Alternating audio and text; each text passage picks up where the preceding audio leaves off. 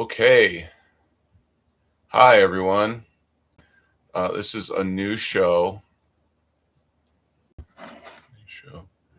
I'm going to be setting it up, however.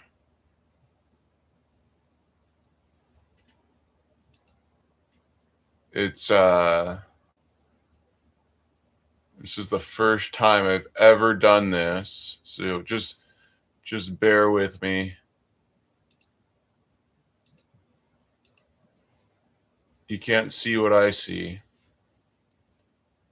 I mean, you can, but not everything.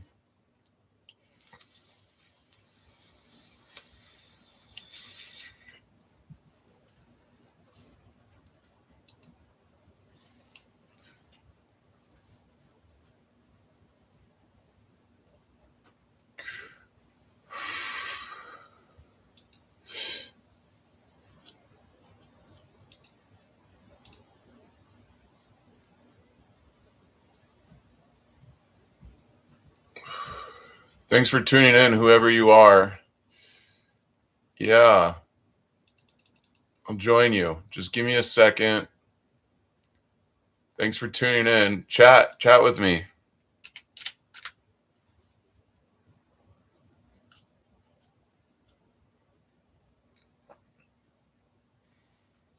Thanks for tuning in. Like, share, and subscribe. Oh, it's Evolve. Riddle, hi. Thanks for tuning in for this special episode.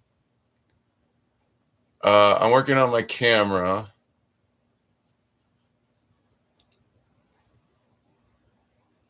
I don't know how to do any of it right now. I just set it up. So yeah, just like, share, subscribe, send it around. Let's see. Find a setting. Camera.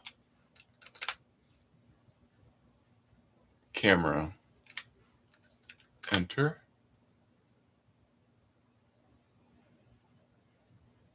Gosh, there's no settings, so we're just going to have to do this. There's buttons on the machine.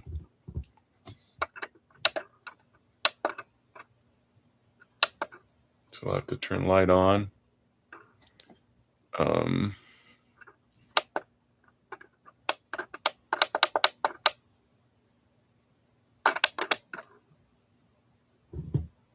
Zoom function doesn't work. I'm going to have to update the drivers. Either way, welcome to the show. I'm sorry that it's come to this. But this is how it's got it. This is how it's going to happen from now on. So, we got a second. Thank you for tuning in. I got the sun in my eyes. And I was figuring the best way to do this show is the candle light. You know what? Let's just turn this on. That didn't do anything. All right. Let's check it out. So this is kind of the format of this show. This is a test run.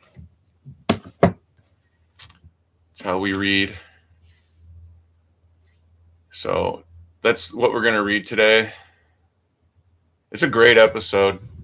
So, whoever just left, sucks to be you, because we just got started. We really just got started. I have so much crap I have to do.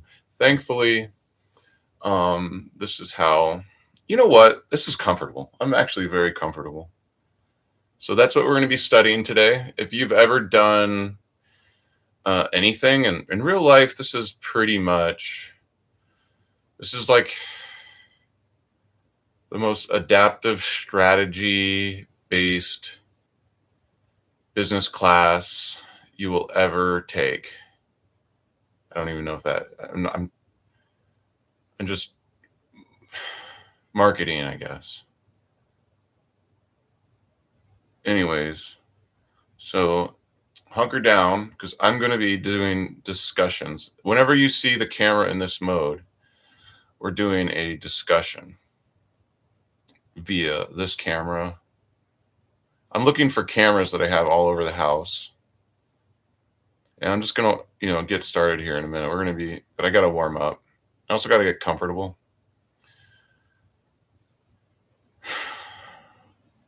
So, yeah. Okay, I guess it's just you and me, Riddle. Your special friend.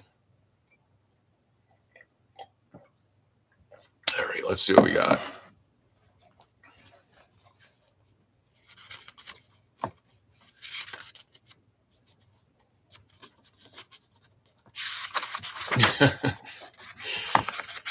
Warmed up. Games criminals play. How you can profit by knowing them. I love this mode. This is a great style.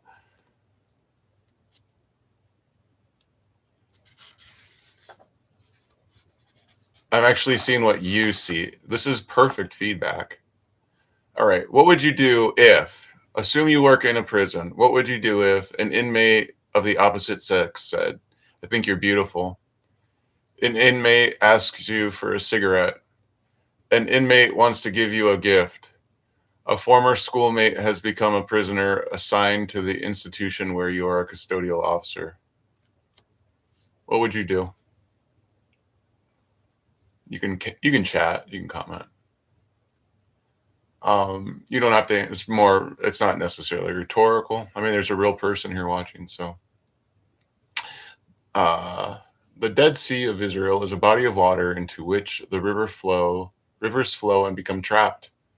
This unusual land-locked lake takes but never gives. And because it never gives, its waters cannot sustain any form of life. Still, it has the innocent look of being like any other body of water. Many travelers have been fooled into camping on its shores. They drink of its waters only to wither and die. Yet in that same area, there are lakes that accept and release the river waters. These lakes are teeming with life because they give as well as receive. That is a good likening. Yes, we have people in this world who just take and pollute and poison. And there are others that are teeming with life because they give. Human life can be likened to the Dead Sea and its surrounding bodies of water. People who live rich, fulfilling lives give to their environment and their existence. They do not just take from it.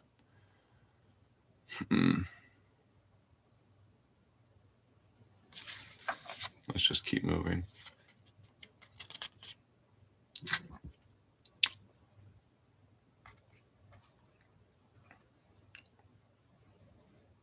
I could just go literally page for page and you get the whole book. You can just pause and read it yourself. I'm liking this.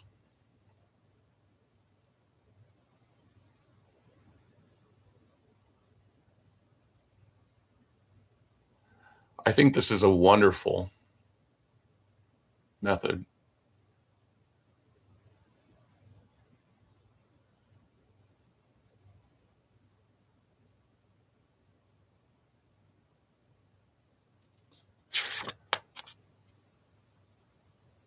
Wish it didn't autofocus and stuff.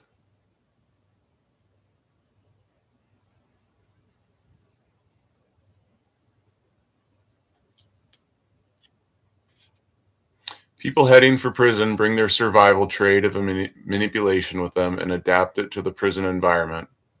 Much has been written about manipulation, but this book addresses the specific prison application of this process.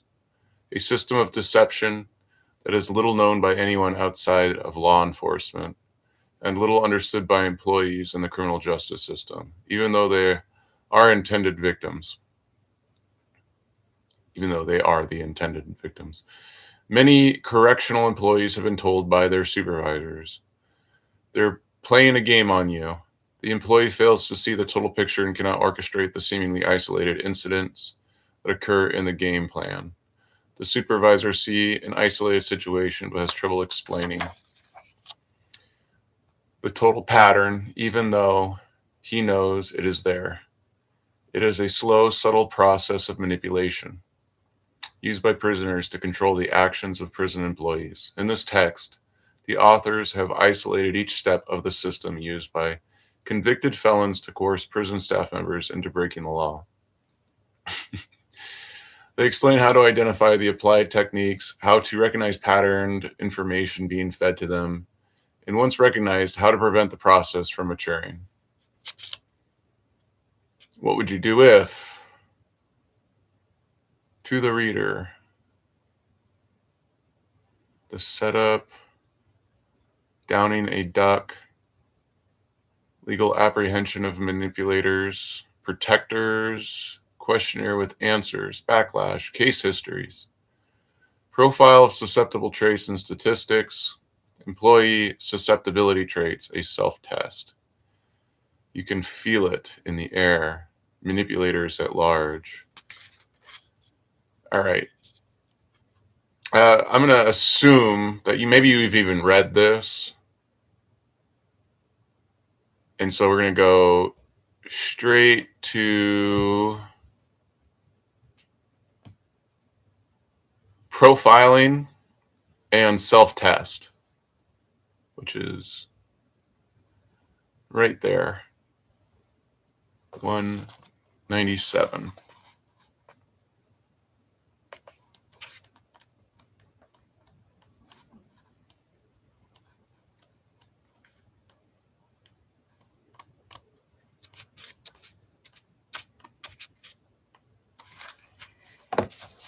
Profiling. This is a good one.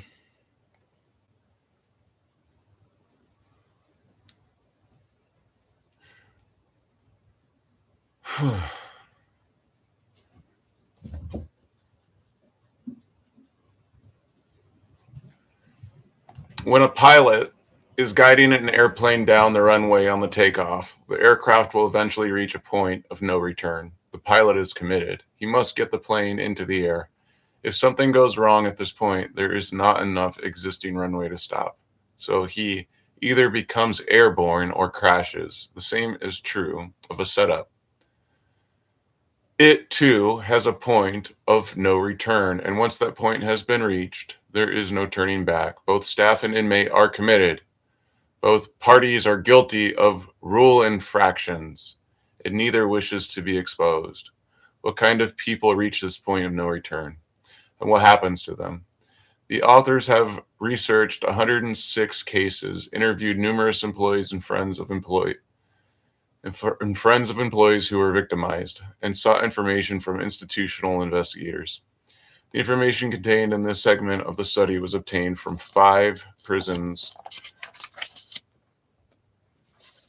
in the United States. The cases were selected at random and involved 133 employees and 112 inmates. The number of inmates does not reflect the total number of team members, contacts, runners, or point men. It only covers the ones on record in the reports. So,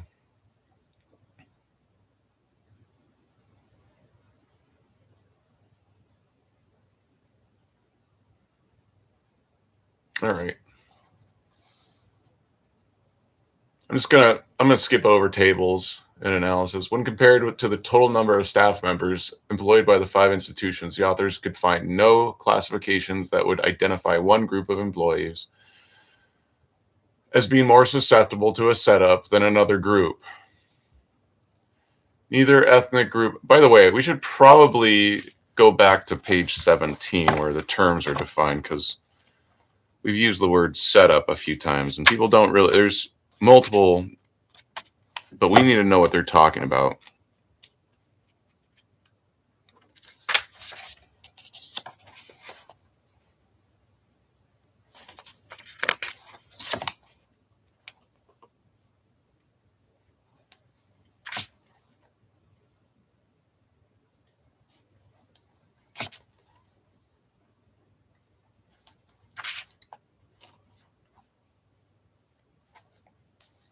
You know what'd be better? Since this is all over, we can just go straight to page 33, the setup, which is right around the corner anyway, so we might as well just keep going. Sorry. The setup. Actual setup process. It should be noted that a setup is understood either partially or in its entirety by all prison inmates. However, we must emphasize once again that even though inmates recognize manipulation, not all inmates engage in the practice. But research has shown that a significant number of them do. The practice is becoming a serious problem for prison employees and an extremely popular pastime for inmates because of the gained peer status when their victim performs illegal acts for them. It's very Machiavellian, basically.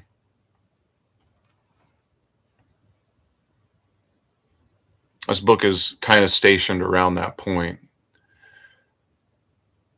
Never read it. Okay. Sorry, I didn't read that. Give me a second here. The practice is becoming serious.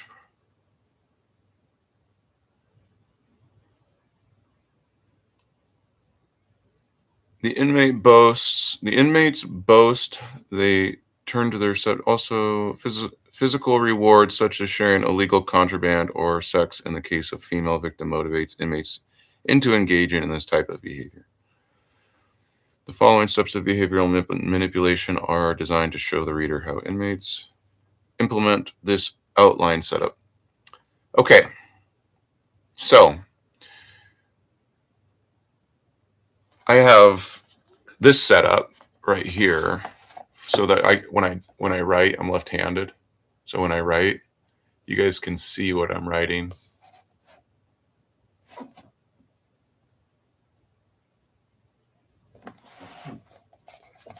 Let's see here. New employees are hit the hardest because they don't know what to expect. Inmates try to coerce new employees before staff encourage professionalism is established, or before the procedures, rules, and convict communication code are known by the staff members. And I've seen this. I've actually seen this when I was locked up. I was like, oh my God, the new person. They just get taken advantage of really fast because some of them are so nice. There was this nice black lady, and she just wanted to help me. And I was like, oh, you must be new. So anyway, I hope, yeah, thanks for trying to help me. But, just worry about yourself. Protect your neck. Y'all mean? Anyway, so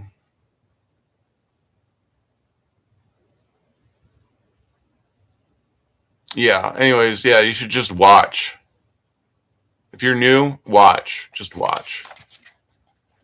So, yeah. What kind of levers were acquired on the employees in the study? As a group, 49% brought in marijuana or pills, 11% brought in alcohol, 14% brought in cigarettes, 11% brought in clothing, food. Anyways, it's contraband. It's black market. You make something illegal and it's desired almost immediately. So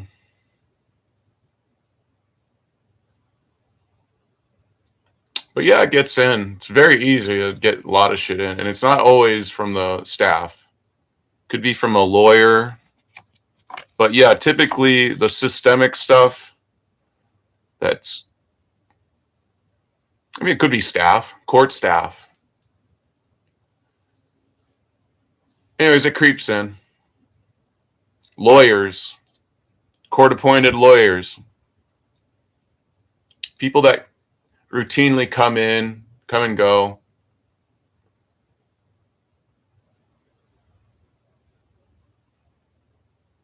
But yeah, it's staff for sure.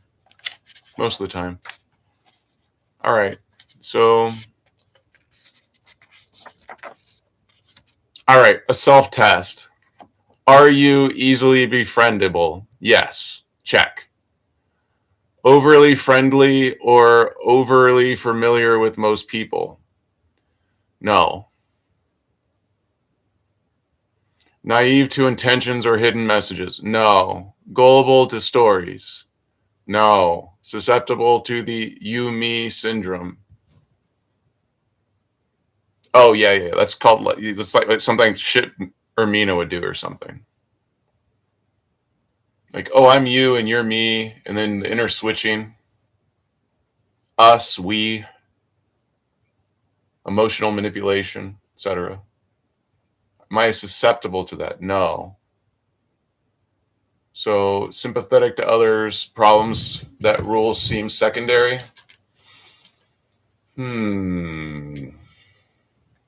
Could be. Usually timid. Could be. All right. Do you not know how to handle compliments in a business-like manner?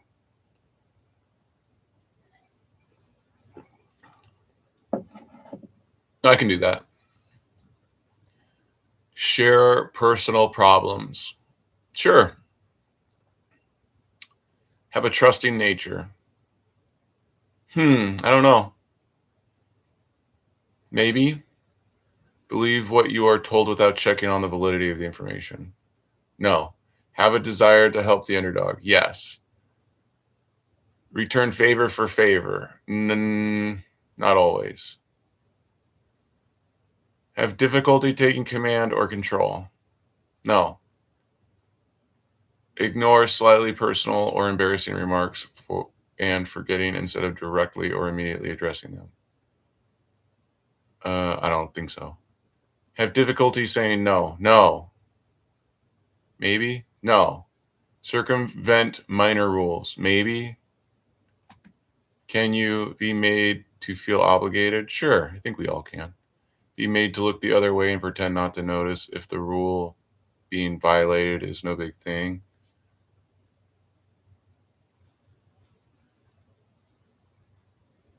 Huh?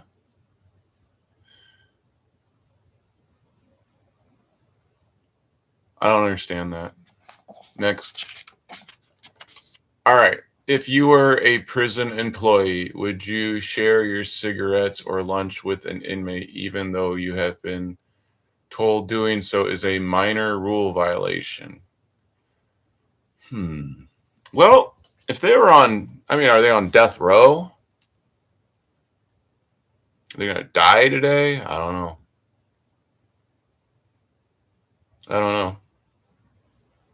Because I'd probably do that. If they're going to die today, I'd be like, yeah, here's a cigarette. Final cigarette. Go on a first name basis with a prisoner. Yeah, I'd do that. Hesitate to report minor rule infractions. Oh, yeah. Congregate with select groups of inmates. Maybe. Depends. Congregate with inmates who praise you. Sure. Feel kindness is the best control tool. I'm an employee, so prison. Okay, so I think pepper spray is better. So I think that would be a better control tool than kindness. So that's me, though. Control by giving troublemakers the best jobs.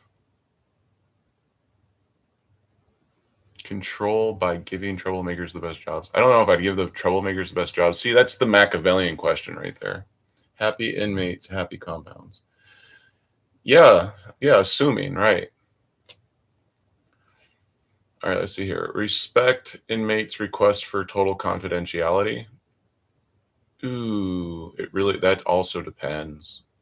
It really depends. But yeah, I think I could do that. But, that's just the chaplain in me, I guess. Be inconsistent with rule enforcement. Okay, for inmates, be like you like, but not for others. I think, yeah, that's the point. Yeah. Yeah. And the thing is, the reality is like, yeah, no, it could be, but the thing is, once someone complains, this is the reality because I would see it.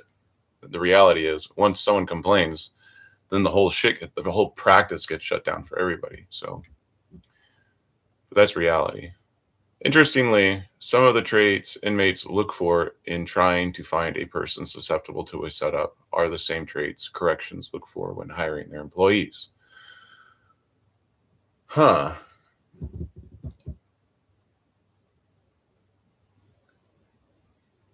Correctional systems want their employees to be kind, have a trusting nature as opposed to a suspicious one, be empathic and sympathetic, have a desire to help the underdog, etc. Prison administrators view these traits as strengths, whereas under given conditions, inmates see them as weaknesses. If you answered in the affirmative to many of the traits, it does not mean you are unsuited for correctional employment. It does not mean you should change your approach in the free society either. It does mean that you would have to proceed with caution and, in some cases, find an alternative approach in your dealings with inmates. Anyone can do this job. Firm, fair, and consistent. That's a good approach, Riddle. Thank you for your input. I think that's a great point. Yes. Yes. Firm, fair, and consistent is a good thing. Be inconsistent with rule enforcement. Well, also it depends. It really does. Because the thing is, everything in jail is a privilege. That's what they'll tell you. Practically everything.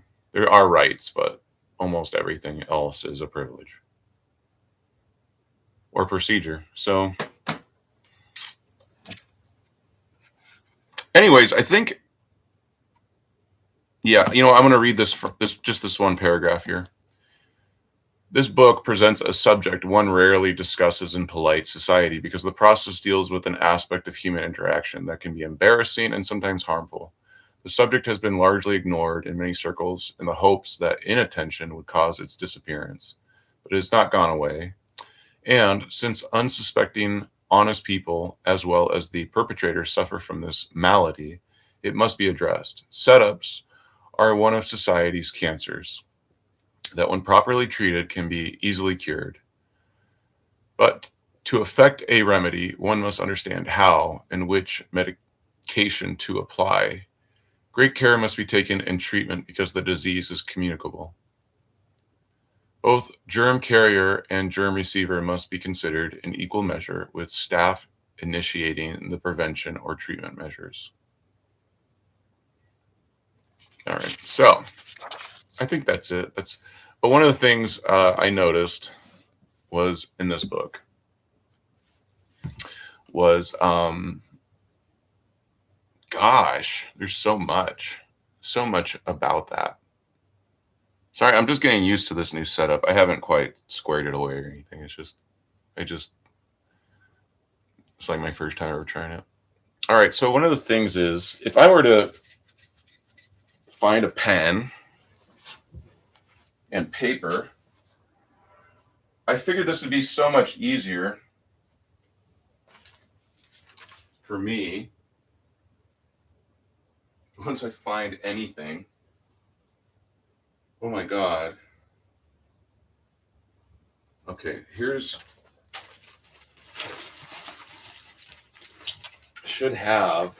is, thank God. Okay, so I'm already halfway there. I got a pen, my left-handed pen. Okay, I'm just gonna use this notebook.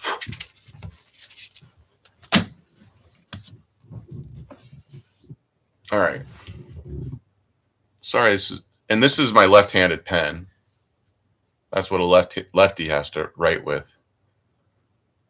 You say, that's freakish. I know. Yeah, it's really I actually prefer writing with a right-handed pen, because this one, it's like, which way is it? How? And it's supposed to be like, well, my hand's cramping. So then you just like roll it around. It's all like, what the fuck? And then every angle works, believe it or not. That's ridiculous. Sorry. But yeah, so one of the things is I've been drawing. There's a red line already. I've been drawing.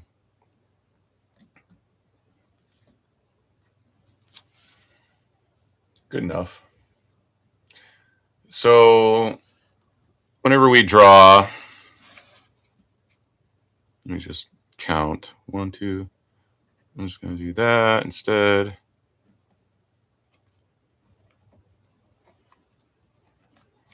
All right.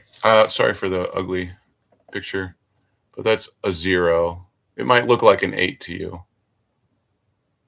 And you might be right because there's 2 zeros and they're stacked on top of each other. I wish I could zoom in. This button's not really working. It's supposed to zoom in.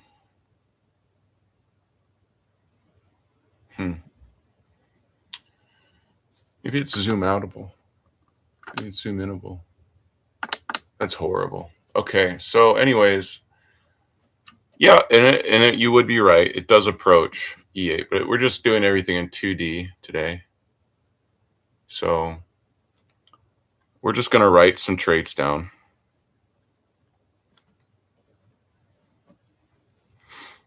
And I'm going to write the negative and then positive first. Or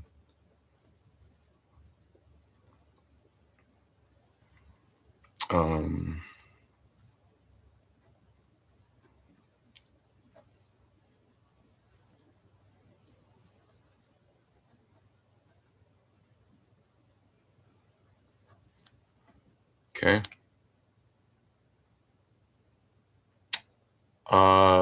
And this is just how I chart it. You can interchange things. I'll know what you're talking about if you just use some words. So this over here is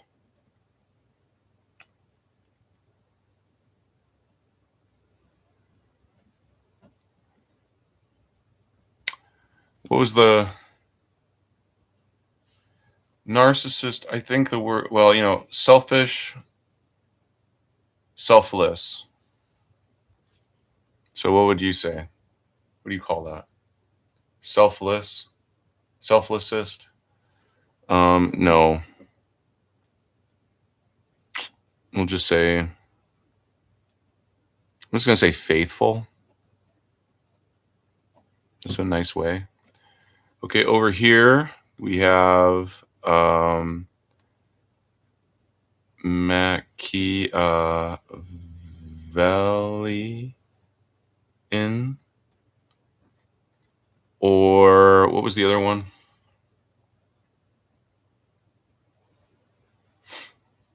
I'm just trying to remember. What's his name? Gosh. It's been a while. I don't have any of his books. Not in here anyway. So what's his name? He was a philosopher, Kant.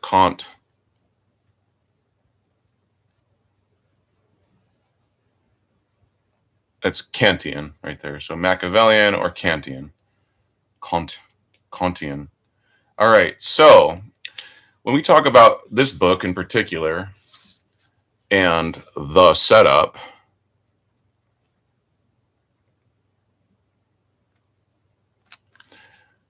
we're talking from this angle right here at the top down approach. And so I'm going to be just pointing at stuff and then kind of just drawing. I'm not going to try not to ruin this graph here, but if I move too fast and it looks blurry, just tell me. Be like, hey, can you go over that? It was too fast.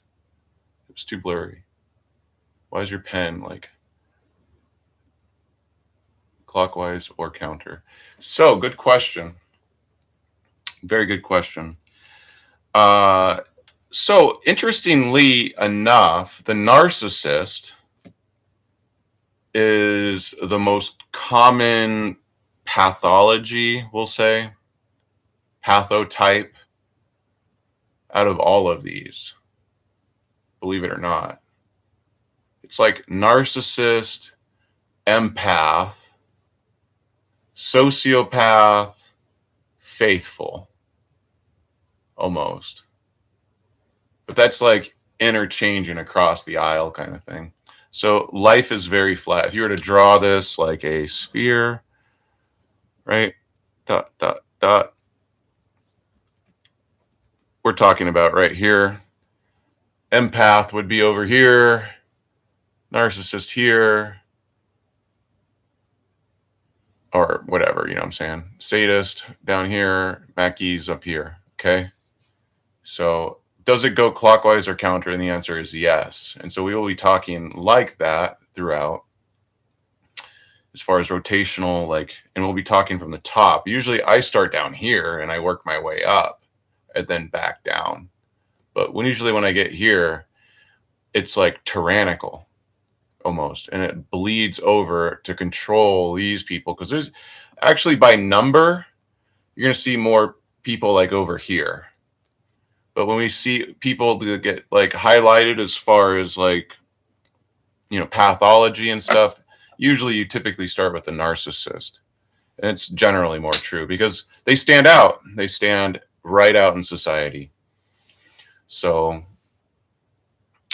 they want attention typically, but that's the overt narcissist that really wants attention. Okay. And when we really get this deep with everything, I don't like to go into like all of that. So I'll just keep this very superficial because there's so much theory on why this works. And I just want to talk about the general stuff because I think that's important.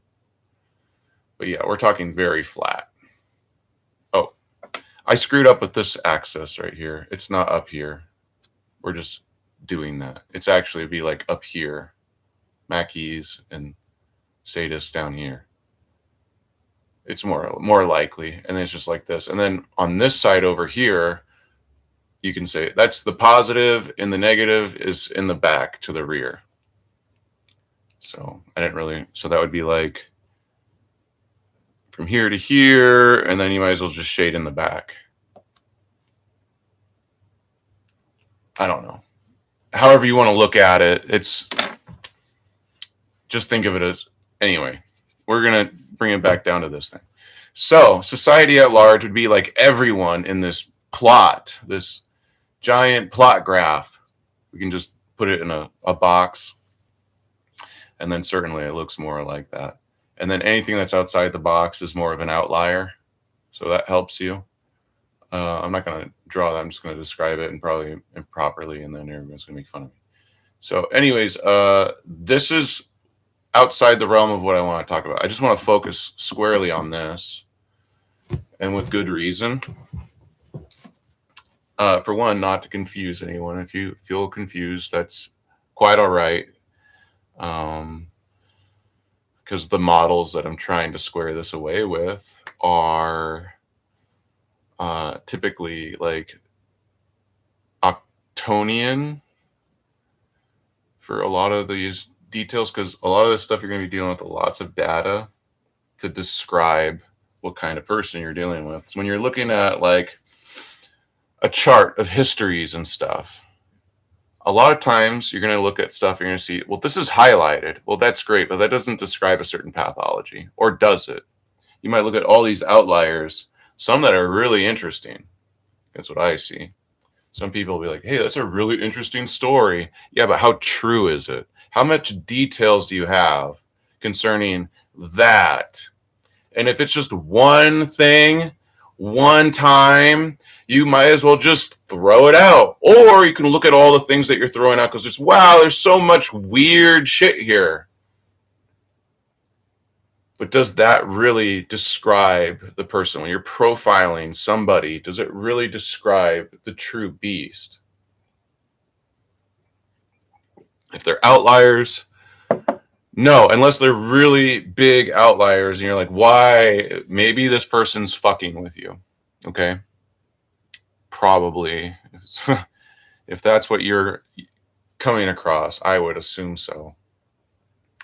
Someone's fucking with you. And what would that describe? Maybe they figured your game out. Okay. That's a nice way of thinking about it. So now that we've worked on outliers that are more strategic, and might, it may not describe the person you're looking at all. It might even describe flaws in the system. And that's sometimes what you're looking for or at specifically. So now that we've covered some of those things that are less common and deal with so much more information than most people are used to, that you might need AI to figure it out for you, and it might not be as good. So don't just take everything that you think is smart as better, or like gospel is a nice way of thinking about it. In fact, it might describe something entirely unique. And so I look for those things, and I'm not expecting you to. I'm just saying, well, if that's what you're looking for, then, you found it, but that's not it. Okay. In fact, it's not even important. You should probably take a look at the whole picture sometimes, because sometimes we're not really measuring things. Sometimes when it gets out there, you might have to make more, logical, philosophical interpretations, perhaps. And so we're trying to avoid that with this square thing. However, it's complicated business. So I don't want to be like, it's overly simple, and because you heard this, then you are suddenly an expert. This is something you cannot master, typically. I mean, yeah, we can generalize it. But yeah, how do people think? Why do they do things? I don't know. Chemically, I mean, we could talk about it at like a really low level. We can talk about it at a high approach. It doesn't really matter. But we would if we were trying to really figure that stuff out. Today, we're just talking about the underworld, the belly of the underworld, okay? And how we can benefit by understanding and typifying some of these potentials and whatnot. But can it help us? Absolutely. It absolutely will help us. It'll help us define the very nature of self. Maybe not even ourselves, but surely self. Okay. Human approach, like psychology, perhaps. Okay. But let's just start here. The setup. I've never done this from a top-down approach. So I've never done it. I usually build up, and I might even do that. So I think we're going to do that. I'm going to do it my way because I'm way more, and I don't want to skip over anything. So yeah, typically down here, we're just going to go clockwise of sorts. So we start at 0, and they're at the top, and 0 is not 12. This is a modulo 12, we'll say. We'll start here, though. All right, these guys right here, the empath, that's typically the victim. Typically, it's the narcissist victim. That's why you usually hear about the narcissist first and their victim second. But tons of people, caring, concerned people, everyday average people have empathic traits. I'm just going to see. I have all these books here, so we can just go over some of this stuff. I have so many books on this. But we're going to start with the professional ones. I'm not going to open this, so thank you for...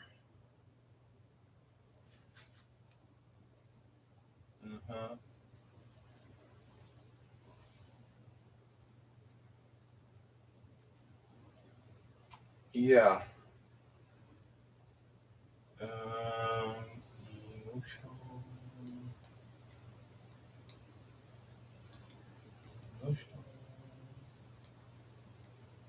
My goodness. Yeah, I don't know if I have that book here.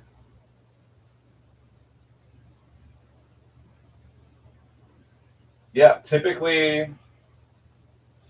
I think that book's on loan. Yep, sorry about that. That book's probably on loan. Someone's probably reading that out of my library, and that's good. Anyways, it's a book on emotional intelligence, and someone's got it out. So that's good. I'm glad someone's reading it. Anyways, so that didn't work out as well as I had planned. But I do have tons of other books about that. Just not that book. And typically, I don't read them myself.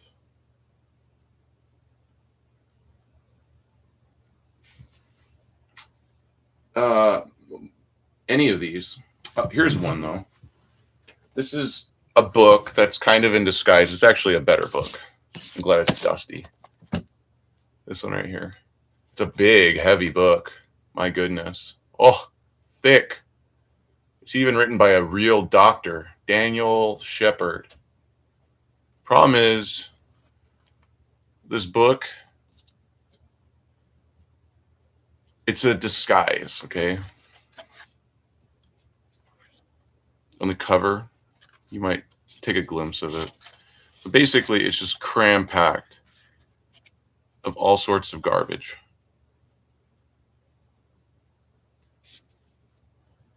And it's written horribly. And it's a really great book if you're going to train, like how to spot a psychopath who's taking advantage of you. Because the book actually has stuff in here that you would never even believe. Like, what? Yeah. All right. So, and some of it I have not read this. I've not read this. I have not read this. Because some people are like, yo, I see what they're doing. It's like, good. I have people train with this book. How to recognize and treat a handler. Sounds good, some of the stuff, but then you're like, wait a minute. It's like, yeah. Covert hypnosis. Using mind control. What? Neuro-linguistic programming. These are persuasions. Brainwashing. Like, what?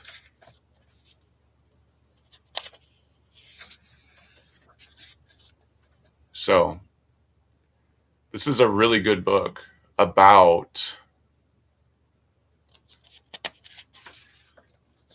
spotting stuff.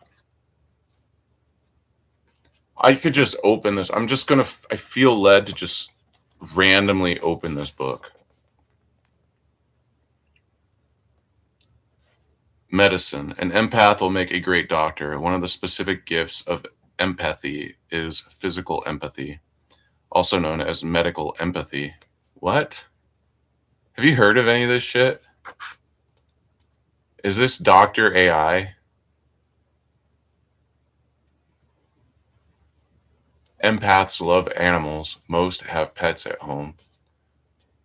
There are some with a more specific gift where they feel the emotions of animals just as they feel for human beings. Maybe, not all cases, but yeah, it doesn't say all either. But there's nuance here.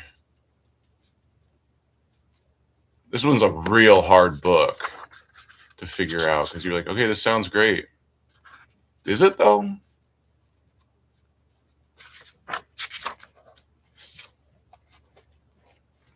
Yeah, it's just another. This one's a harder one to train with. There's tons of stuff on it though. So let's get back to this lesson because that was a more of an advanced one. I didn't mean to. But that one's an interesting one because that book is actually in disguise and teaches people how to manipulate others and stuff. And I always sneak this one in on people. Oh yeah, by the way, you know, that one. All right, so we have here is some ideas, okay? Because most people would just say this is a stereotypical psychopathic graph And typically, you don't just measure people and say, well, I'm this or I'm that on a standard. You don't. You would answer certain questions or typify certain behaviors towards this, from the center towards whatever. You can just angularly momentize this thing around it.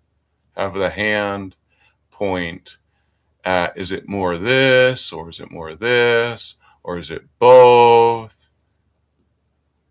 And some people are like, yeah, what happens if it's Machiavellian and sadist? How do you do that? It's like, well, you just draw on the axis here where it's more of that. What event? So you have to measure like that. So if it's, yeah, and so on that axis, because the thing is, now I'm going to start pointing. Sorry, I was waiting for someone else to come in. Thank you for tuning back in. So we have the Machiavellian. They're typically the leaders of the underworld, okay? Whereas the other side is like the leaders of the other side. And so they're the ones that kind of determine where people are going to be put and who's going to do what. And they're very on top of the world. And they're not the best leaders, whereas the Kantians or Kantians, they typically tend to be, people tend to view them from a classical perspective as better. Okay, so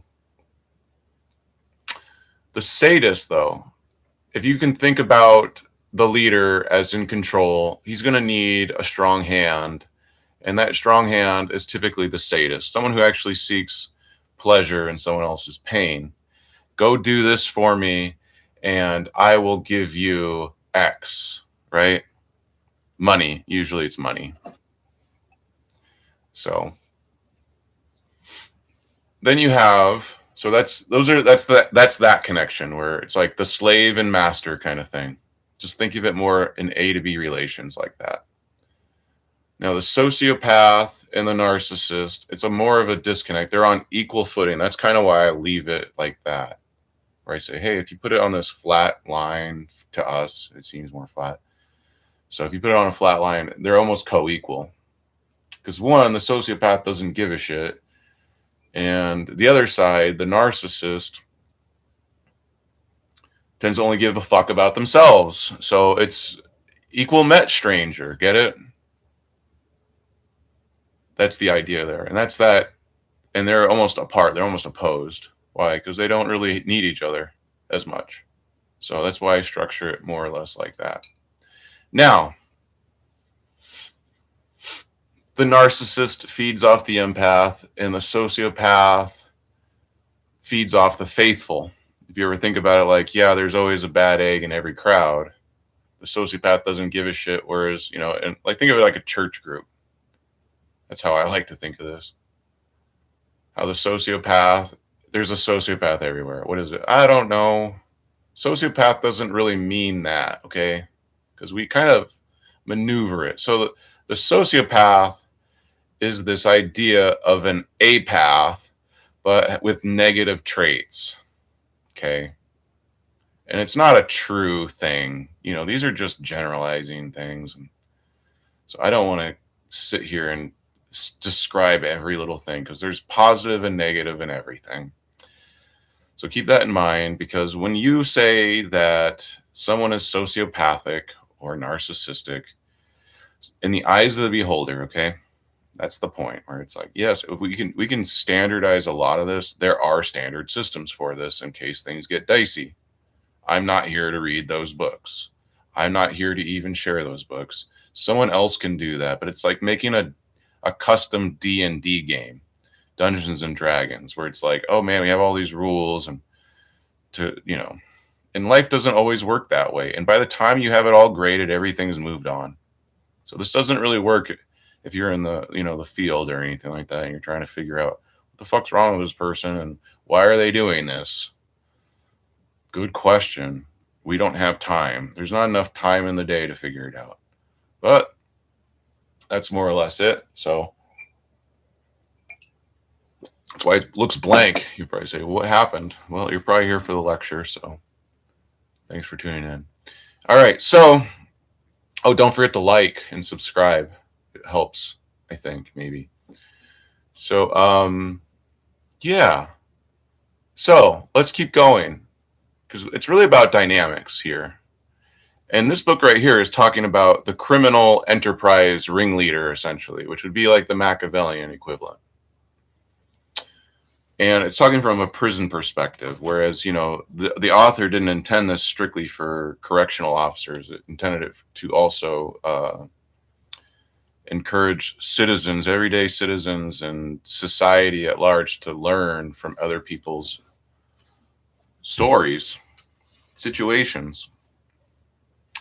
And like I was just listening to something earlier today where people were like, yeah, it's our duty to inform the public of something. And I was like, this is the most inefficient way. Maybe we can incorporate some of this more broadly, since that's the way that the law was structured in the first place. So, the whole idea of like a judge these days saying, ignorance is no excuse. And I don't know if that's true for whatever, but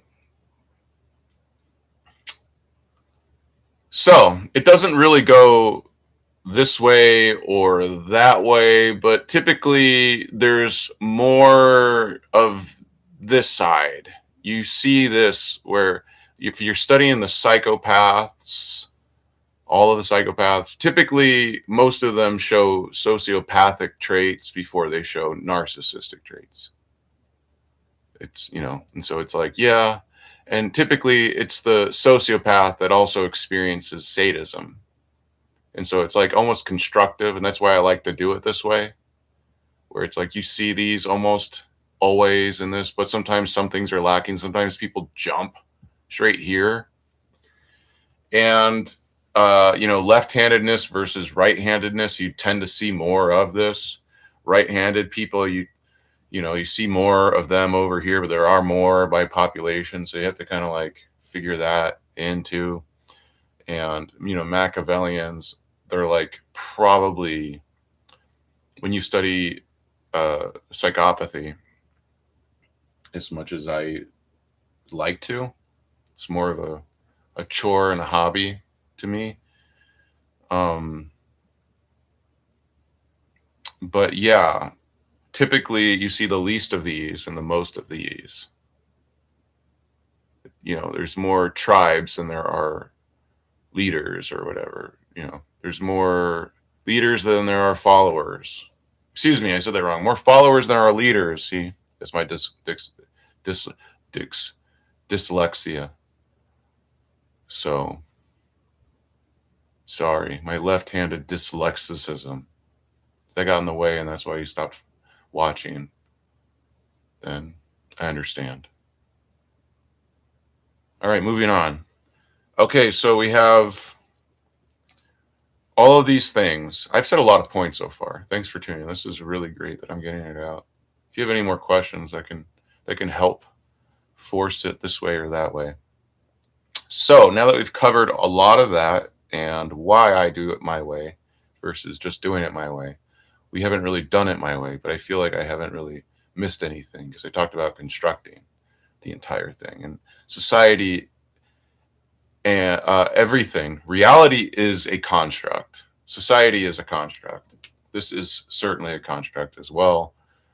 And I'm sure that when you're mapping some of these things, like, oh, let's say it's that specific action that you did was some graph. I don't know. I'm just going to say -4.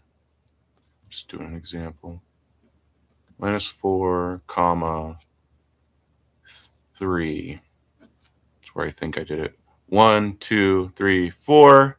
1, 2, 3. Somewhere over there. What is that? And you say, is that thing that you did more Machiavellian or narcissist? And you'd say, what happens if it's more? So that's why I told you to mark Machiavellian sadist more. So you see it that way instead of, well, what happens when it's Machiavellian or sadist more versus narcissist versus sociopath? Right. And so that's why I did it like that. So it's linear. A lot of people like lines. and this one's 2-dimensional. And I said, basically, you can and measure it that way. So that's really helpful. We are 1 hour in. I nailed it for time. My God, I'm doing good. You should hire me as a professional lecturer. I did that perfect. Perfect. Thank you. And no one's liked this video so far. That's incredible. Well, let me catch my breath.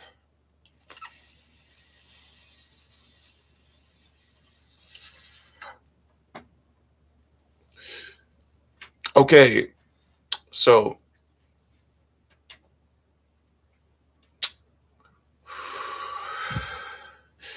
yeah, thumbs up. Thank you, Riddle. Thank you. Yeah, I did. So that basically was some basic ass math. So yeah, and that's how you would do that. That's how you graph correctly. You say, well, what happens when it's 3 dimensions? Okay. Oh, perfect question, Riddle. Thank you for the thumbs up. So yes, when we have 3 dimensions, we have x, comma, y, comma, z. Okay. And we can just draw that where I do this.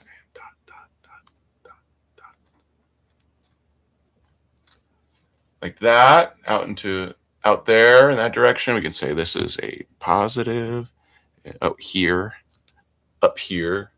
is positive, and back here, suppressing, we'll say that's the negative side. Okay, so now we have a thing. We still had that right here, positive and negative. Now we can say, oh, well, what is that? Well, now we're talking about these things. This would be negative, though, and this would be positive. This would be negative, and this would be positive. This would be negative. Screwed that up. Negative, and this would be positive. This would be negative, and that would be positive. See? And now what? Now what? It's not flat anymore. That's why we did the sphere over here. Isn't that wonderful? And we can just put that in a box. I just really want to do that. I feel like that's a very important thing right now. Don't ask why. It's not about prison or anything. That's why you're thinking. Just put it in a box, though. Okay? Something like that. It looks like that. Okay? Now, when we draw lines like this, like we the box, this shaded area over here in the back.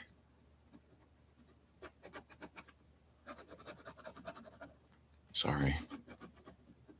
That's the negative, okay? And out here, this is the positive, okay?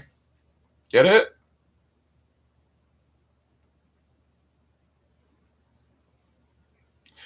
Does anyone want me to enter a coordinate? Enter someone in the chat, enter a coordinate in 3D. X, Y, Z. Can someone do that?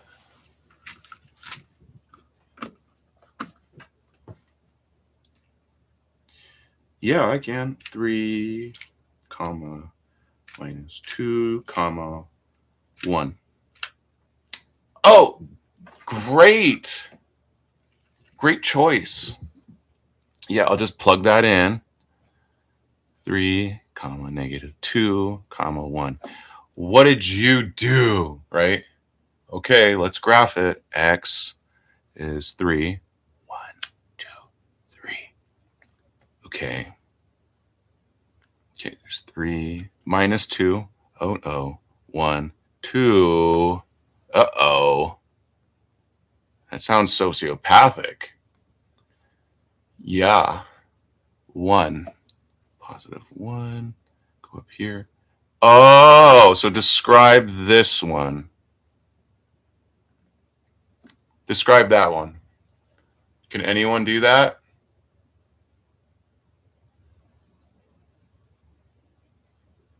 I can. I can do it. Does anyone want to give it a shot before I solve my interpretation?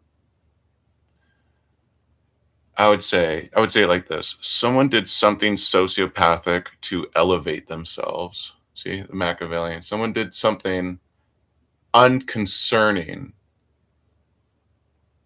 Okay? I was unconcerned with your position to elevate myself. Get it?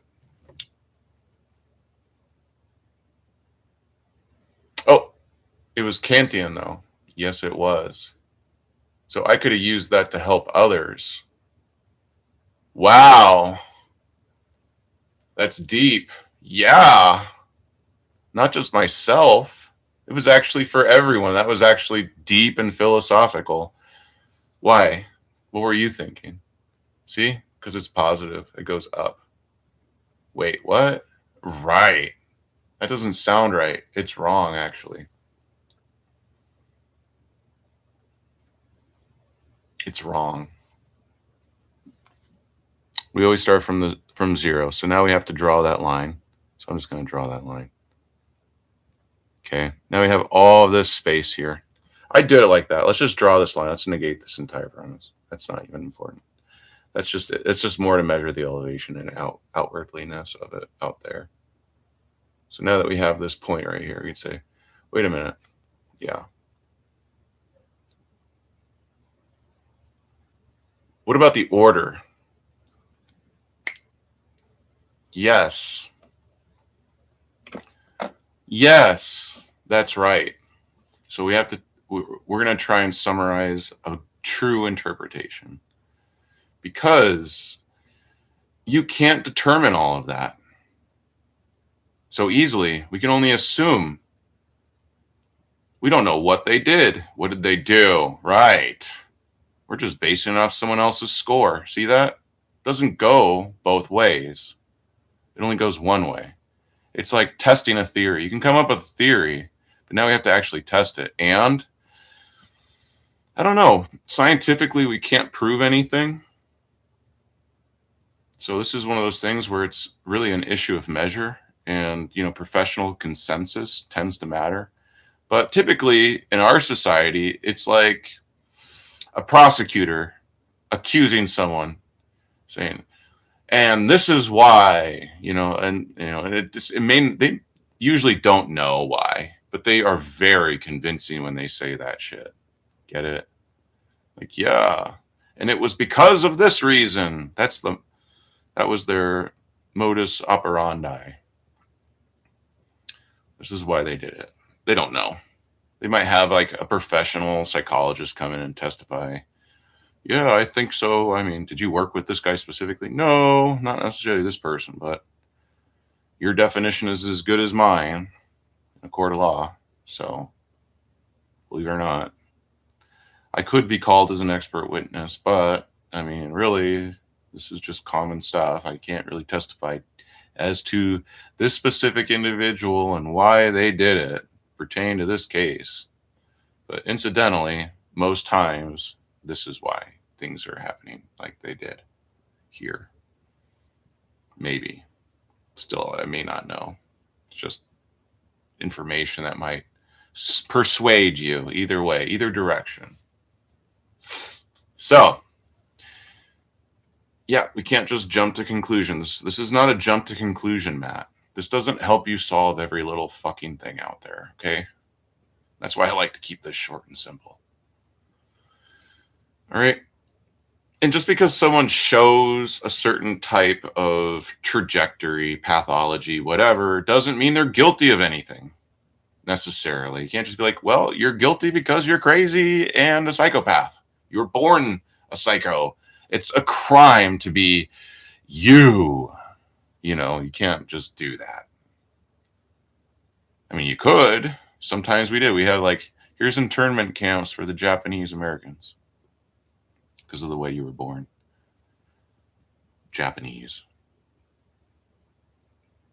So, I mean, yeah, we look at that stuff and we try to figure stuff out like, well, can we maybe help people next time and not hurt so many? And that's kind of why we do this. That's more or less that's the wholeness of all of it. Because it's like, well, this person's crazy. They're a narcissist. And they're breaking the law. And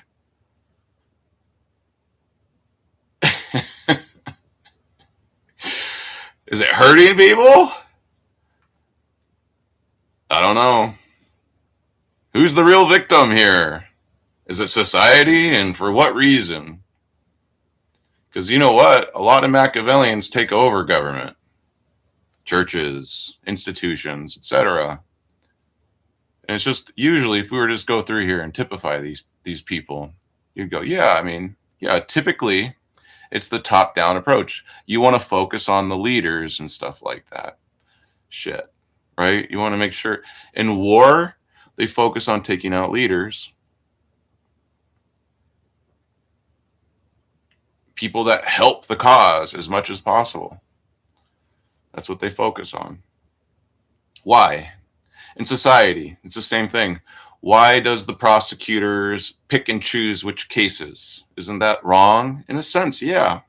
They let some people off and others, some people get away with crimes just because they didn't get, it was brought to their attention. I mean, they could still, but anyways. But yeah, we pick and choose. Sometimes people are actually literally soft on crime. When you elect somebody, you're basically saying, I trust with the limited amount of resources that this government has, that you're going to make the best choice to go after the real problem, in your opinion.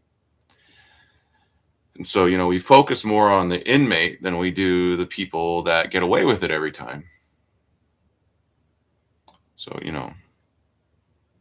that's more or less a real problem with our society, is that the people that are making the most damage are the ones that no one can do anything about. They're usually the lawmakers. And you would ask, well, are they subject to the law? And the answer is yes. So why is it? And then at that point, well, some people are capable of getting away with it more than others. It's like, yeah. And there becomes more problematic. But yeah, sometimes you might say it's a feature, not a bug, that our government's, and more of a, a theatrical measure that, it's performative art, like that it's like, well, only if people really go crazy. And even then, does it happen? Or does it happen a different way? Like, can we say that there's like 4 branches of government?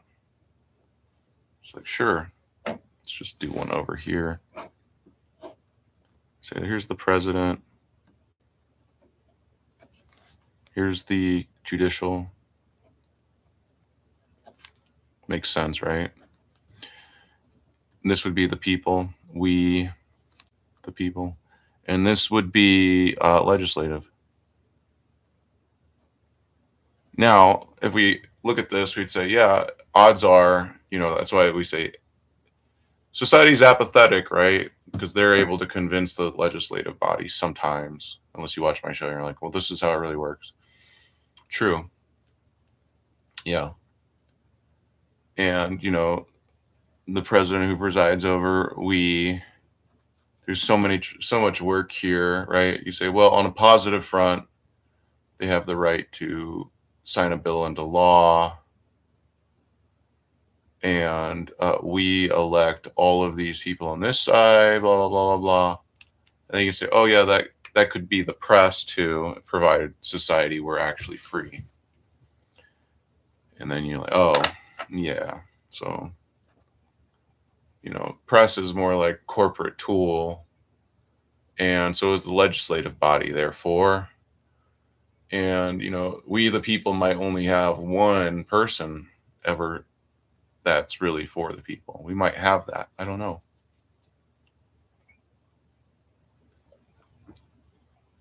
So anyway, so I don't know. Just keep it in mind. I don't know. But yeah, you could say that too. What if the president? You say, well, we the people have a judicial route too. It's always like this. It should be, anyway. And similarly, like, does it go this way or does it go that way? It can go any way. It's another way of looking at it. So, but yeah, this is way easier than the stupid whiteboard. And it's proprietary. Everything. These are my thoughts. Ha ha ha. So, any questions from the audience? I notice there's 3 people now. Hopefully you've liked and you've subscribed and you shared. That's why there's 3 people. I like this show. I can't wait to do this more in the fall and winter, considering I'm plugged into this giant space heater of a computer right now. It's efficient enough anyway. But yeah, anyways, I'm having a good time. How y'all doing? Like and subscribe. Any questions? Q&A time. AMA time.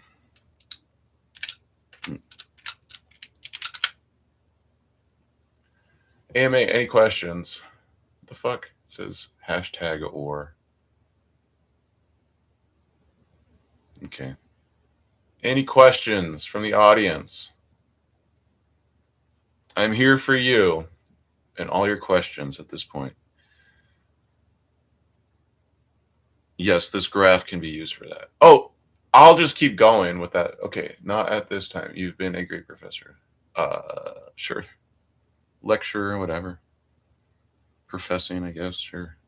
I don't really have a philosophy to all this. It's more of a general studies when you map things like this. So yeah, I'm going to talk more specifically as to why, since until a better question or any question arises, why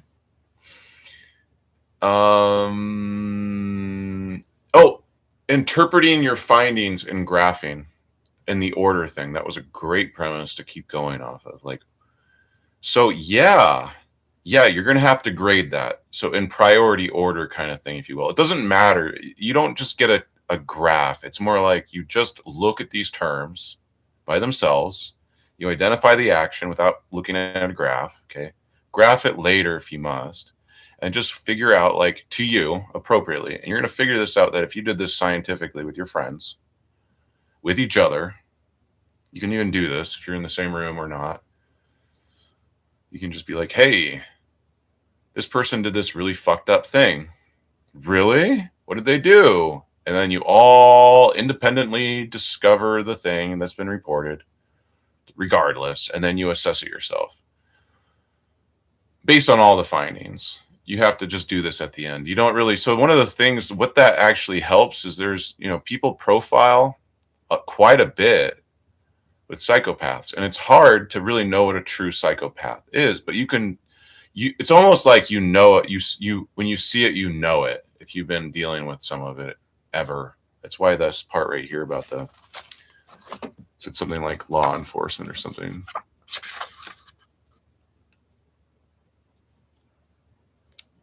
I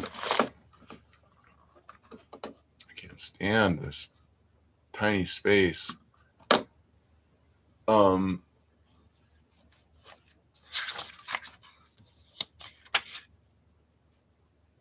Yeah, I think it was this part here.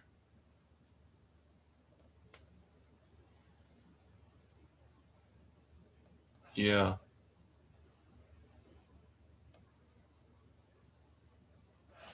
Here, this right here. Laboratory experimenters have long known that by placing people in situations where their eyes and ears have no patterned input, mental activities begin to malfunction. In the same vein, by regulating and filtering a person's information over a period of time, one can alter or distort reasoning, a process known as manipulation.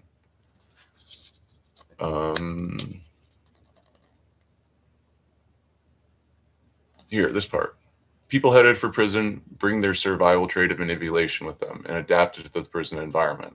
Much has been written about manipulation, but this book addresses the specific prison application of this process, a system of deception that is little known by anyone outside of law enforcement and little understood by employees in the criminal justice system, even though they are the intended victims. So, that as the preface here is very interesting because there's not enough study or emphasis placed on this stuff. And even if you were to do it, you tend to find that the more that people actually understand what's going on, the less problems arise in general. And what everyone believes is wrong or fair, it seems to be the more, and what's an efficient justice system? Well, it's one where you're able to plead guilty, I guess. And in the instance that it doesn't happen, get ready for it because, there's going to be a process kind of thing. Because some people know when they've been bested. But otherwise, it's more or less almost a game, the justice system. And it's not a game that you would be wise to play unless you petitioned it first. And even then, you would more or less have assessed everything just as much as a prosecutor might, even if it was just a civil suit or something. And you would know that it's like, well, is it a game worth playing? And if the answer is no, then you might want to move or do something very drastic because it's a society not worth living in or under at that point. So keep that in mind. Let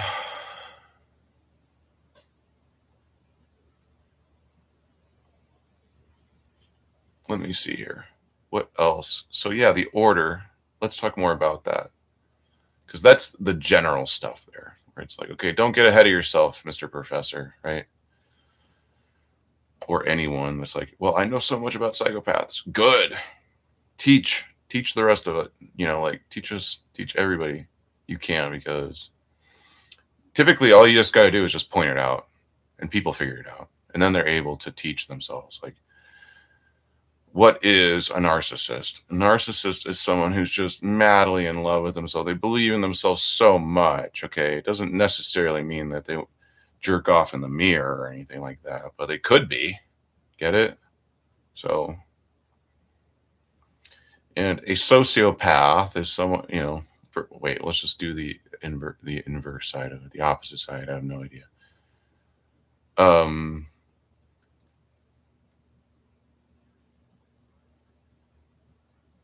Let me see here.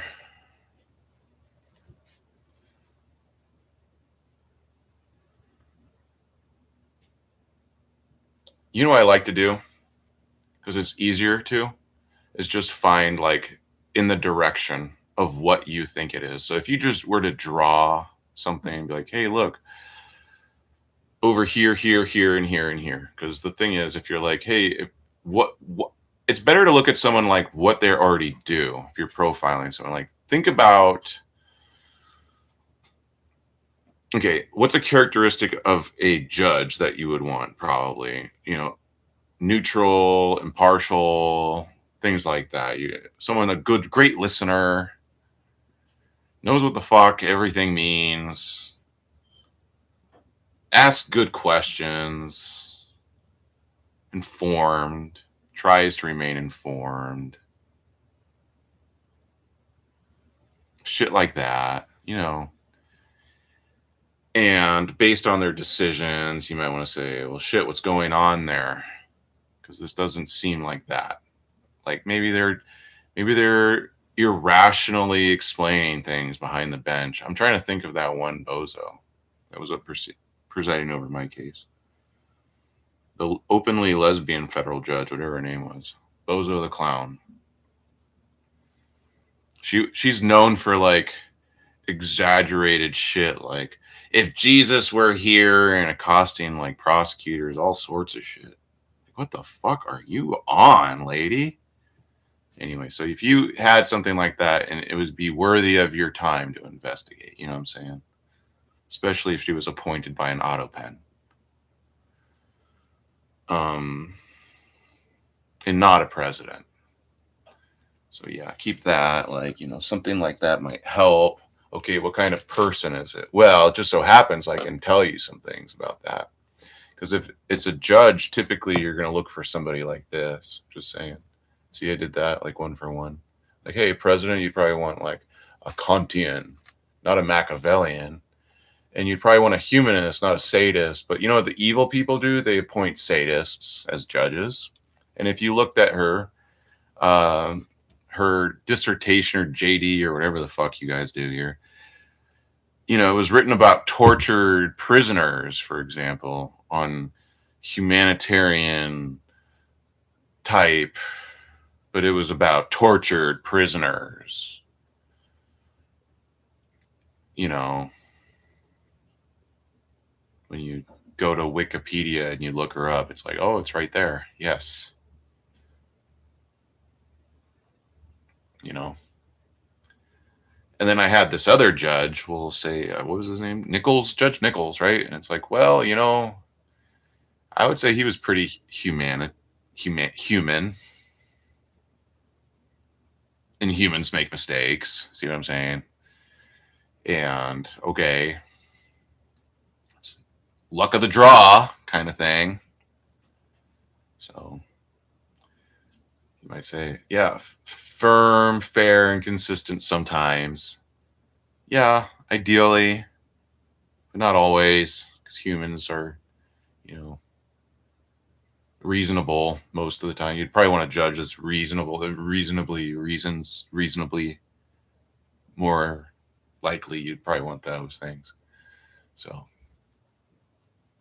but what are we? Well, we're either concerned as empaths, not as apaths, or negatively intending to harm others in that regard of, you know, with our decisions as far as our concern.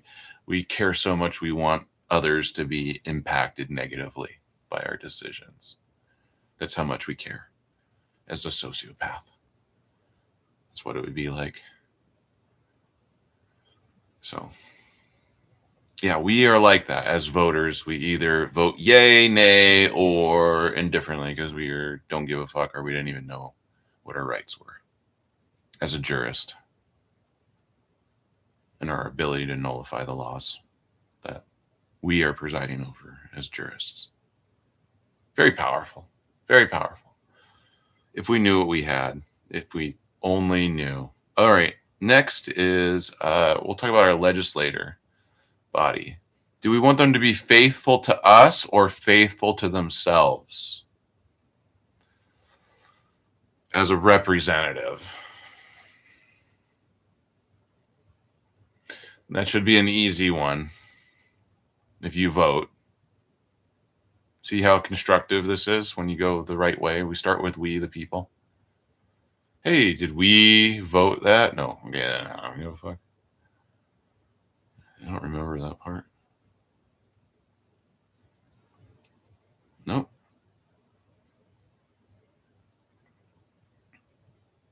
All right.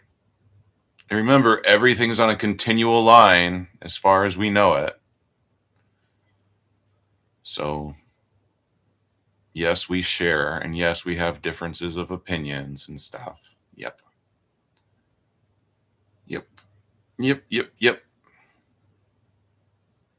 All right. Yes.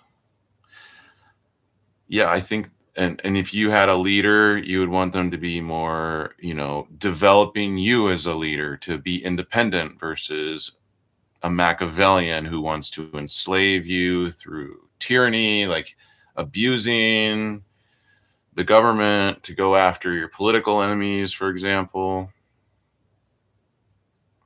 That's almost to the T, okay? Right there, when you just say it like that, it's like, oh, in a little nugget of wisdom, there it is. All right. Yep. That's what happens. That's what government is, what the real fear is. Like, eventually, this whole thing turns to shit. Something so good can go so wrong. How? It could be as simple as, I mean, it's incremental, by the way. The more pieces you could say, well, it's like, all it takes is apathy. So it just takes a bunch of people that are like, well, what can we do? I guess we can't really do anything besides turn out the vote. You know, some dumb shit like that. It's like, actually, you can do a lot of shit. It's just once you go and do some of that shit, there's no turning back. So, and some people are like, I don't care. I look forward to it. There's a lot more of them. A lot more of those we the people. So, yeah, I mean, those are some of the ideas that you can draw with these things when they're lined up like that. So, yeah, there's some order issues. So when we talk about like, okay, what do I think? Already, you got to realize that you're the interpreter. So you're gonna view that your way. You're gonna gather the facts and you're gonna assess it. You're gonna say, I think this is the motive. I think this is why they do stuff. If you continually see what a person does over and over and over again, you can define them pretty well, though. Okay, that person's just a hypocritical, narcissistic,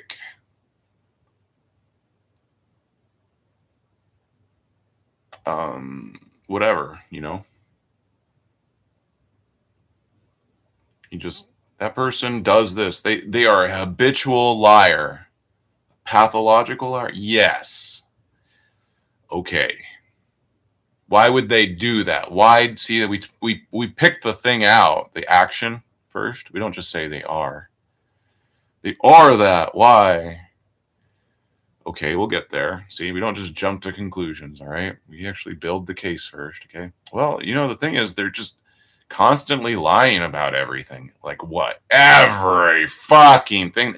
They laugh. It's fun to them. They fucking, it's like, God damn, why do they pathologically lie?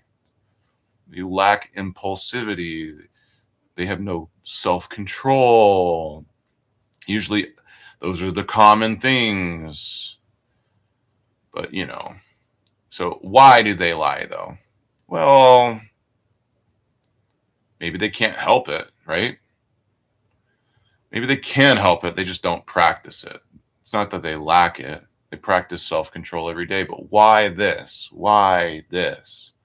Why lie about literally anything? They get it for the thrill. If it's for the thrill, the chemical jolt that they receive, then you should probably be a little more like, yeah, that's why they do it. So if they did it, they would be, that's the way they're wired. That's their pathology. And they immediately go to this chart. Okay. That's how I look at it. I'm like, why do you do that? If you're asking, if you've identified a crime that's occurring to you, you're a victim of some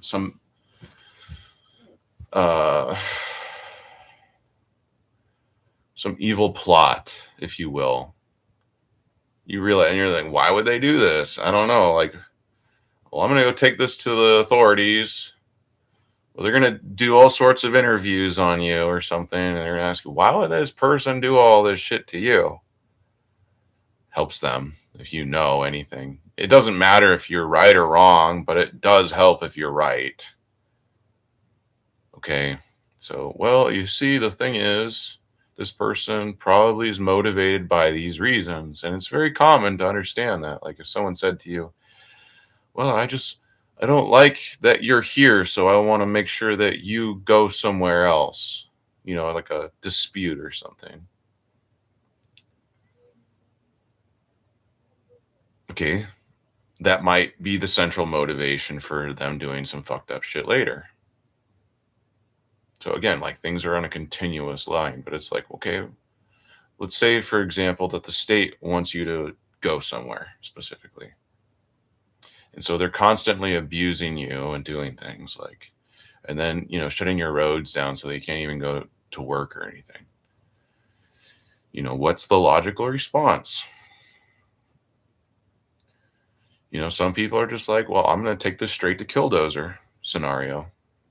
I mean, it takes a while to get there, right? But I mean, like some people are just like, no, fuck this. I'm going to up armor a fucking dozer and then I'm going to fucking go around the goddamn city and demolish everything in fucking sight. My God, do you have a death wish? Well, I mean, that's why I packed the Uzi.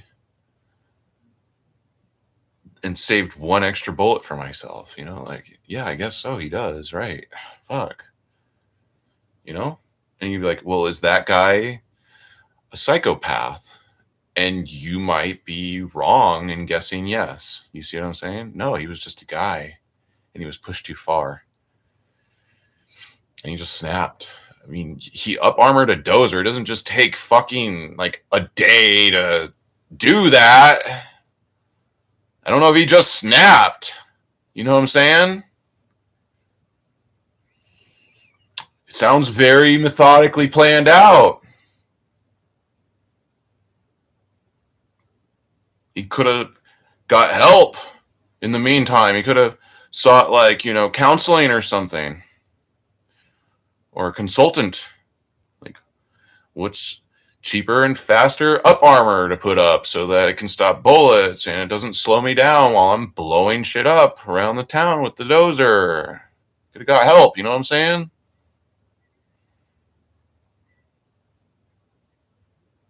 We don't know. We don't know what could have happened. But it happened. I don't know if that happened necessarily. It could have happened. Could have happened exactly the way it was described to us. Or we could have been manipulated into believing that, I believe, maybe. And we got to understand some things sometimes that, we all make choices, considerable choices throughout life. And sometimes it's worth it. And that doesn't mean you're a psycho. No, typically psychopaths are born that way, unless they're secondary psychopaths and they're groomed that way.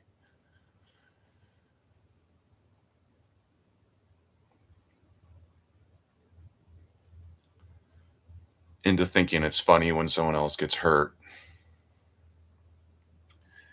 Or not giving a fuck. Or even harming others for the sake of others and doing it for the Machiavellians or whatever. I'm sure they had their reasons, you know what I'm saying?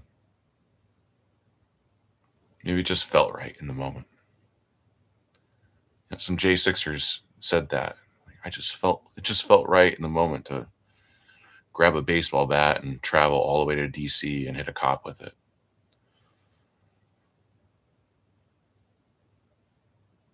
But the world may never know because, innocent until proven guilty. And thankfully, Jake Lang was pardoned. So, stuff like that happens. The world is just full of mysteries. I swear. We'll never find out the truth, perhaps, maybe, kind of, sort of, maybe.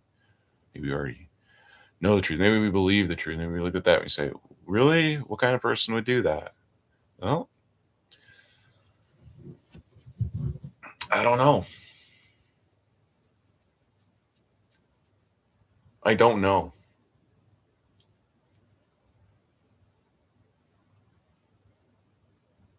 I don't know.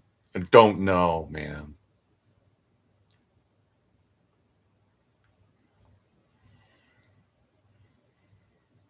So I hope that was helpful. Your guess is as good as mine.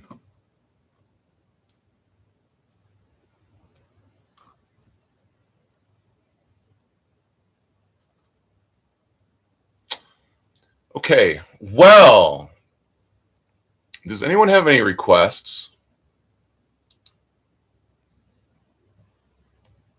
With whatever time we have left on this planet together.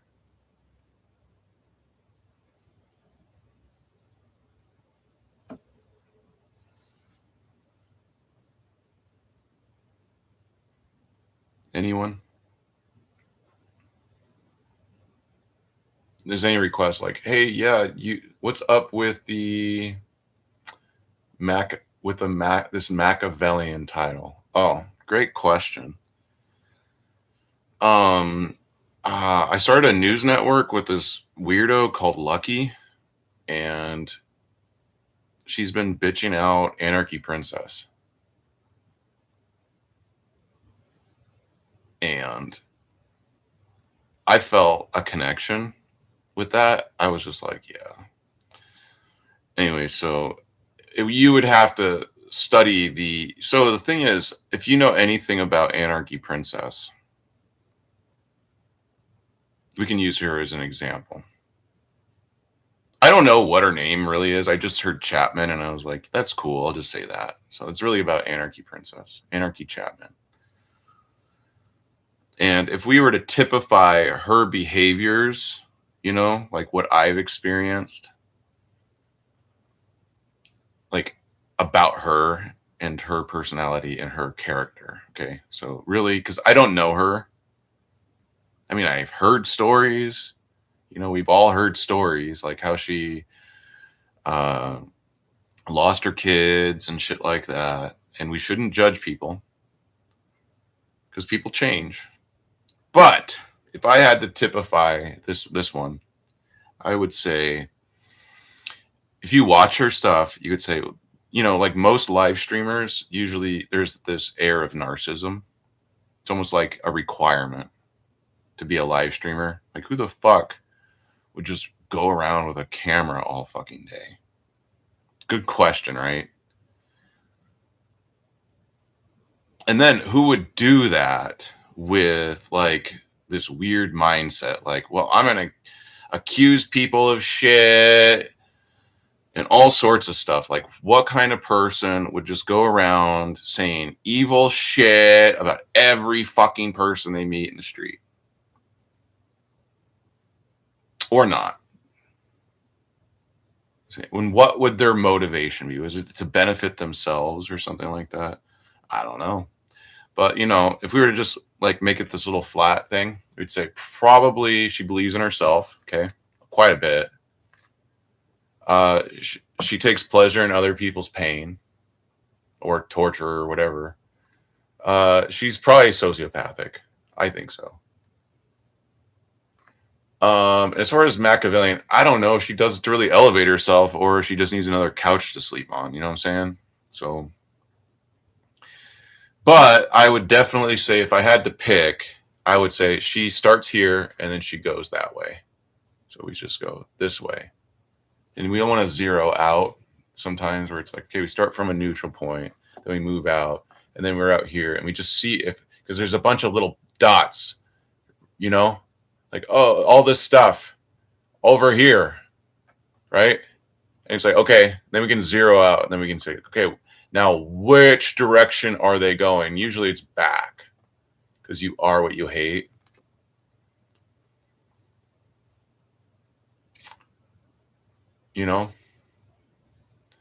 And you become what you hate. And if you love yourself as a narcissist, I don't know. But that's what this is about. And it's not personal. It's just more like, why doesn't she, write me? I offered her a job a long time ago to be my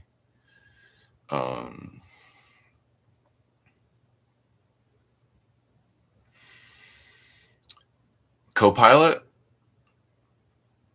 so to speak. And, she never wrote me back. So what am I to think? You know what I'm saying? What am I to think? She harassed me out in the field once. I was just trying to get a new story, and she attacked me verbally. She read private information that may or may not be true. I'm not sure. I never got a second opinion.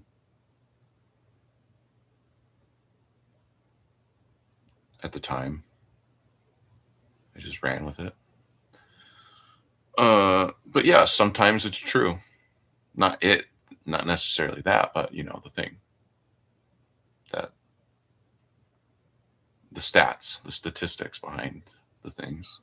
You say, well, is it likely? There's some likelihood. I mean, but it's more like profiling and just trying to see if it's stuck and stuff. And it's like, does it? I'm not sure. I think other people were like, well, it's not persistent. I mean, yes, stress does do horrible things to people that could cause prolonged, symptoms and things like that nature. And we really need to look at the underlying mechanisms and stuff. And thankfully, you have doctors that aren't as good as me, and I surpass them.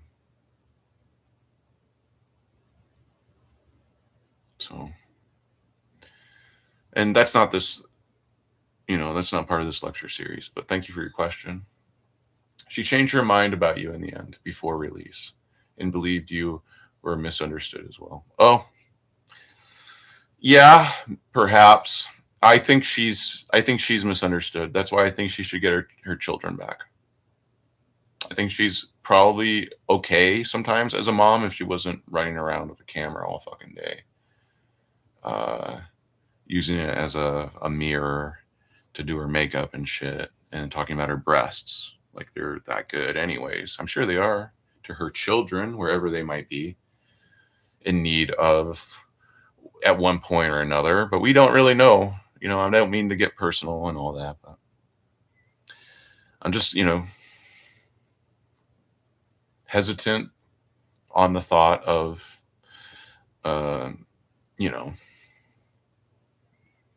exposing her, getting this off my chest. You know what I'm saying?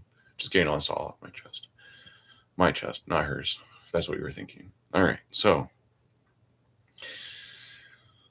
Okay, so now that we're done profiling and with an example set,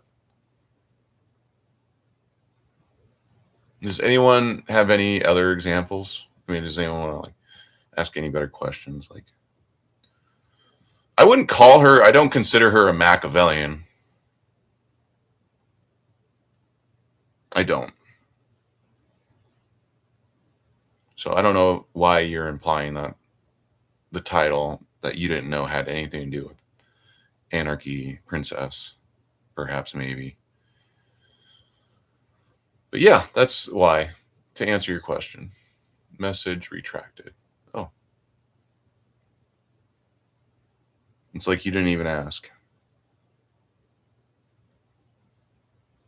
It's like disappearing questioning.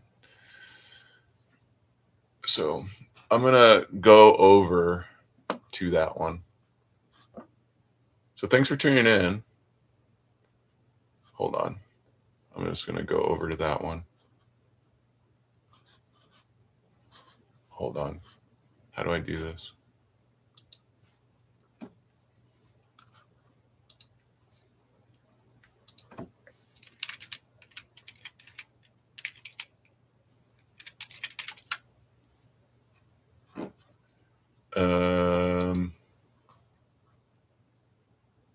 I was wondering where it went. Okay, hold on. Oh God, I hate this. I hate jumping from machine to machine.